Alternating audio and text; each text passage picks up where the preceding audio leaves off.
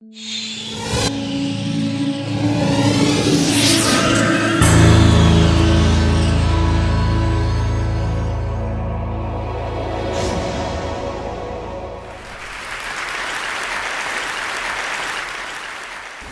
do you explain when things don't go as we assume? Or better, how do you explain when others are able to achieve things that seem to defy all of the assumptions? For example, why is Apple so innovative? Year after year after year after year, they're more innovative than all their competition. And yet, they're just a computer company. They're just like everyone else. They have the same access to the same talent, the same agencies, the same consultants, the same media. Then why is it that they seem to have something different? Why is it that Martin Luther King led the civil rights movement? He wasn't the only man who suffered in a pre-civil rights America, and he certainly wasn't the only great orator of the day. Why him? And why is it that the Wright brothers were able to figure out controlled powered manned flight when there were certainly other teams who were better qualified, better funded, and they didn't achieve powered manned flight, and the Wright brothers beat them to it? There's something else at play here. About 3.5 years ago, I made a discovery, and this discovery profoundly changed my view on how I thought the world worked, and it even profoundly changed the way in which I operate in it. As it turns out, there's a pattern. As it turns out, all the great and inspiring leaders and organizations in the world, whether it's Apple or Martin Luther King or the Wright brothers, they all think, act, and communicate the exact same way, and it's the complete opposite to everyone else. All I did was codify it. And it's probably the world's simplest idea. I call it the golden circle.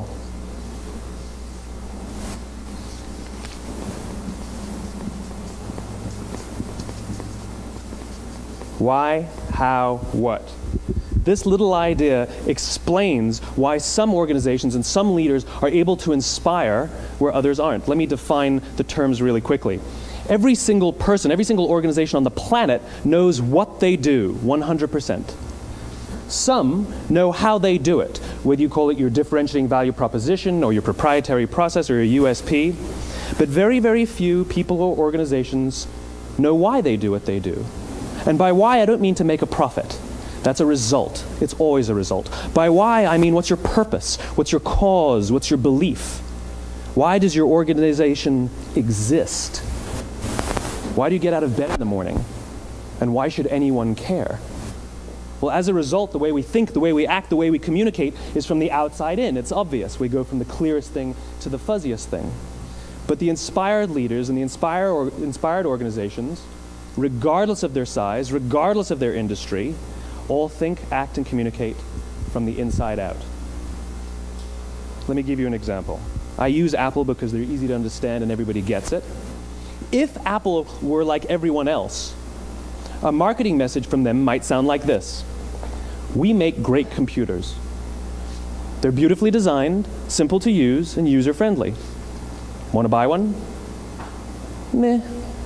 And that's how most of us communicate. That's how most marketing is done, that's how most sales is done, and that's how most of us communicate interpersonally. We say what we do, we say how we're different or how we're better, and we expect some sort of behavior, a purchase, a vote, something like that.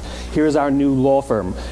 We have the best lawyers with the biggest clients. We always perform for our clients, do business with us. Here's our new car. It gets great gas mileage. It has, leather seats. Buy our car. But it's uninspiring. Here's how Apple actually communicates. Everything we do, we believe in challenging the status quo. We believe in thinking differently. The way we challenge the status quo is by making our products beautifully designed, simple to use, and user-friendly. We just happen to make great computers. Want to buy one? Totally different, right? You're ready to buy a computer from me. All I did was reverse the order of the information. What it proves to us is that people don't buy what you do, people buy why you do it. People don't buy what you do, they buy why you do it. This explains why every single person in this room is perfectly comfortable buying a computer from Apple. But we're also perfectly comfortable buying an MP3 player from Apple, or a phone from Apple, or a DVR from Apple. But as I said before, Apple's just a computer company. There's nothing that distinguishes them structurally from any of their competitors. Their competitors are all equally qualified to make all of these products. In fact, they tried. A few years ago, Gateway came out with flat screen TVs. They're eminently qualified to make flat screen TVs. They've been making flat screen monitors for years. Nobody bought one. And Dell came out with MP3 players and PDAs. And they make great quality products, and they can make perfectly well-designed products, and nobody bought one. In fact, talking about it now, we can't even imagine buying an MP3 player from Dell. Why would you buy an MP3 player from a computer company? But we do it every day. People don't buy what you do, they buy why you do it. The goal is not to do business with everybody who needs what you have. The goal is to do business with people who believe what you believe. Here's the best part. None of what I'm telling you is my opinion. It's all grounded in the tenets of biology, not psychology, biology. If you look at a cross-section of the human brain, looking from the top down, what you see is the human brain is actually broken into three major components that correlate perfectly with the golden circle. Our newest brain, our Homo sapien brain, our neocortex, corresponds with the what level. The neocortex is responsible for all of our rational and analytical thought and language. The middle two sections make up our limbic brains, and our limbic brains are responsible for all of our feelings, like trust and loyalty. It's also responsible for all human behavior, all decision-making, and it has no capacity for language.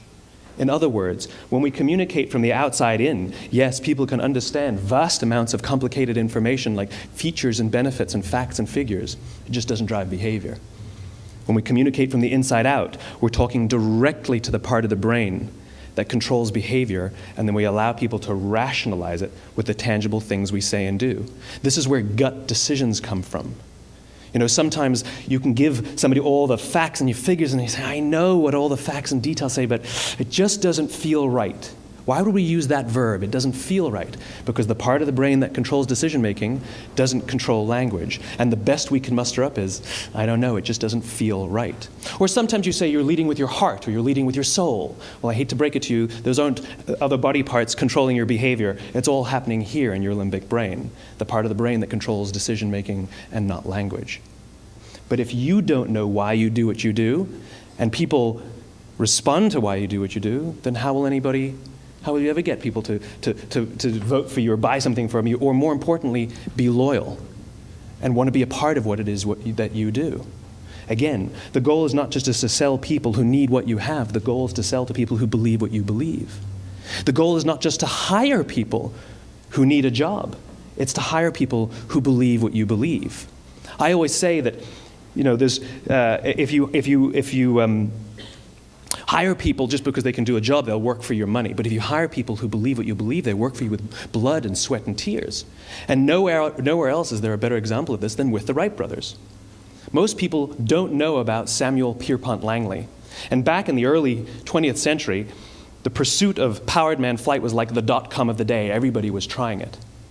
And Samuel Pierpont Langley had what we assume to be the recipe for success. I mean, even now, you ask people, why did your product or why did your company fail? And people always give you the same permutation of the same three things. Undercapitalized, the wrong people, bad market conditions. It's always the same three things. So let's explore that. Samuel Pierpont Langley was given $50,000 by the War Department to figure out this flying machine. Money was no problem. He held a seat at Harvard and worked at the Smithsonian and was extremely well connected. He knew all the big minds of the day. He hired the best minds money could find, and the market conditions were fantastic. The New York Times followed him around everywhere, and everyone was rooting for Langley. And how come we've never heard of Samuel Pierpont Langley?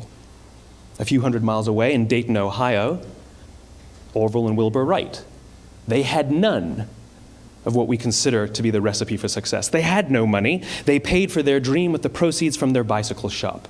Not a single person on the Wright brothers' team had a college education, not even Orville or Wilbur. And the New York Times followed them around nowhere. The difference was Orville and Wilbur were driven by a cause, by a purpose, by a belief. They believed that if they could figure out this flying machine, it'll change the course of the world. Samuel Pierpont Langley was different. He wanted to be rich and he wanted to be famous. He was in pursuit of the result. He was in pursuit of the riches. And lo and behold, look what happened. The people who believed in the Wright brothers' dream worked with them with blood and sweat and tears. The others just worked for the paycheck. And they tell stories of how every time the Wright brothers went out, they would have to take 5 sets of parts because that's how many times they would crash before they came in for supper. And eventually, on December 17th, 1903, the Wright brothers took flight. And no one was there to even experience it. We found out about it a few days later. And further proof that Langley was motivated by the wrong thing, the day the Wright brothers took flight, he quit. He could have said, "That's an amazing discovery, guys. Now we'll improve upon your technology." But he didn't. He wasn't first. He didn't get rich. He didn't get famous. So he quit. People don't buy what you do, they buy why you do it. And if you talk about what you believe, you will attract those who believe what you believe. Well, why is it important to attract those who believe what you believe? Something called the law of diffusion of innovation. And if you don't know the law, you definitely know the terminology. The first 2.5% of our population are our innovators. The next 13.5% of our population are our early adopters. The next 34% are your early majority, your late majority, and your laggards. The only reason these people buy touch-tone phones is because you can't buy rotary phones anymore. We all sit at various places at various times on the scale, but what the law of diffusion of innovation tells us is that if you want mass market success or mass market acceptance of an idea, you cannot have it until you achieve this tipping point between 15 and 18% market penetration, and then the system tips. And I love asking businesses, what's your conversion on new business? And they love to tell you, oh, it's about 10% proudly. Well, you can trip over 10% of the customers. We all have about 10% who just get it. That's how we describe them, right? That's like that gut feeling, oh, they just get it. The problem is, how do you find the ones that just get it before you're doing business with them versus the ones who don't get it?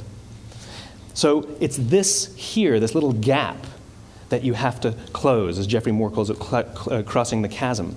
Because you see, the early majority will not try something until someone else has tried it first.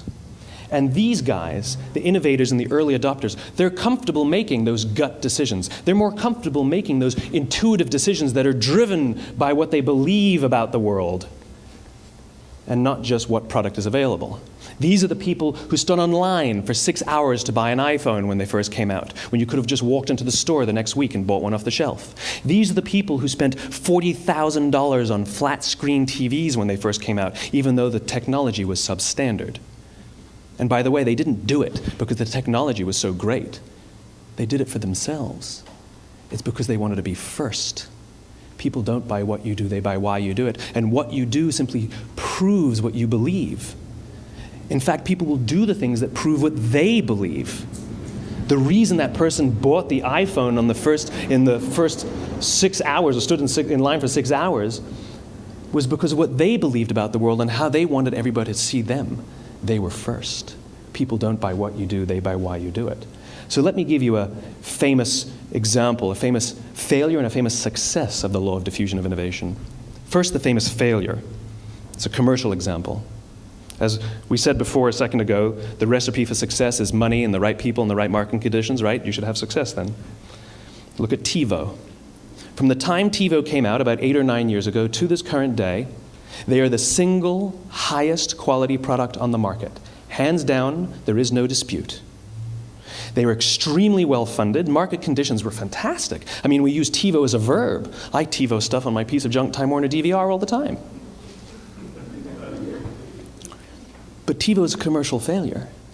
They've never made money. And when they went IPO, their stock was at about $30 or $40 and then plummeted, and it's never traded above 10. In fact, I don't think it's even traded above 6, except for a couple of little spikes.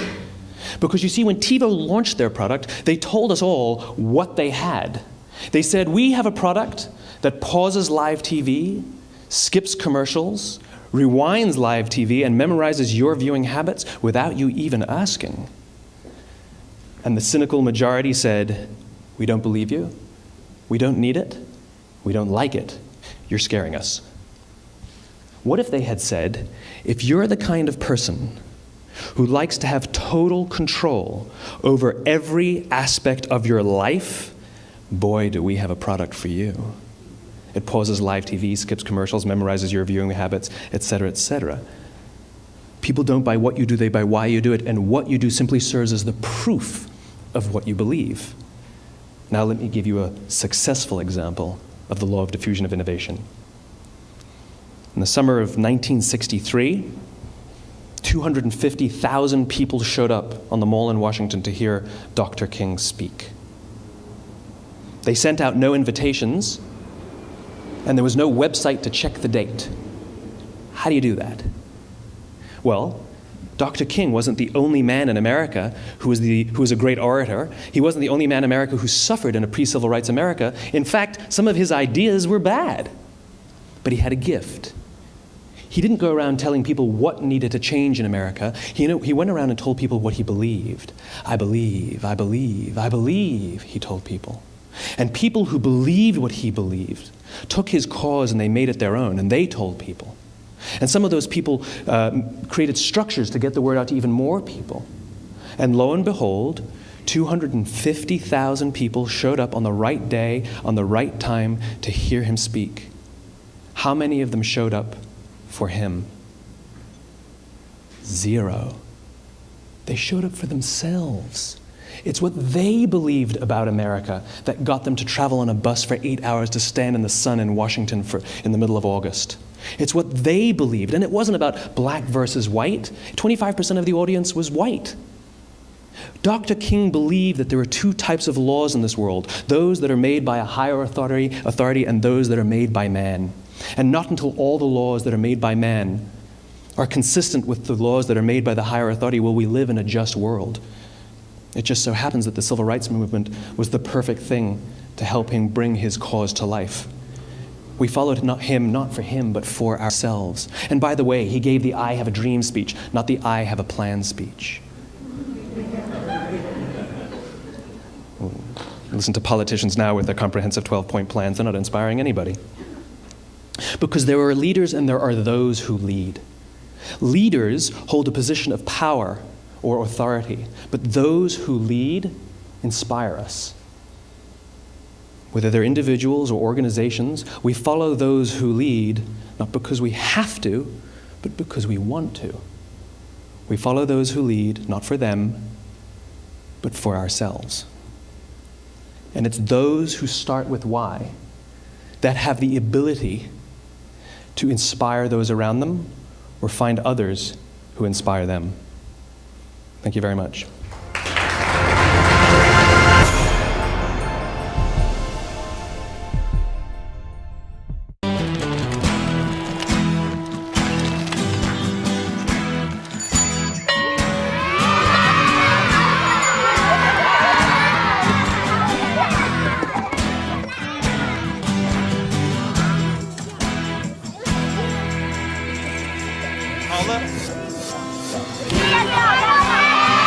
Sharing. That's video on the Human Network. Siska, welcome to the Human Network.